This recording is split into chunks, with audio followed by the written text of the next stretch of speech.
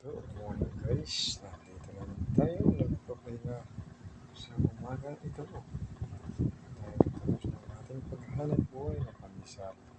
Pag-share at pag-subscribe ang aking YouTube channel, Mahirap na Vlogger. Ayan mga guys, kaya pahinga tayo sa umagang ito dahil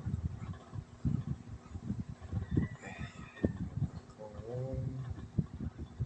Salamat sa mga supporters na nagsusubscribe at nag-share sa aking YouTube channel. Ayan mga guys, sa vlogger. Sana masuportahan nyo ang aking YouTube. At sa lahat ng mga nag-rally kahapon, shout out sa mga nasugatan dahil sa inyo.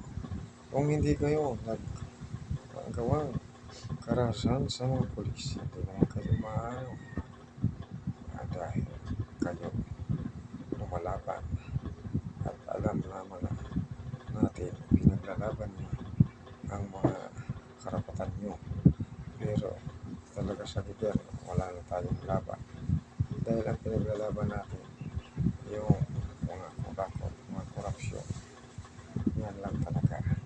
Pero kung wala yan, hindi mangyayari ang mga hinaing nyo yan, hindi maaprobahan ng gobyerno yan.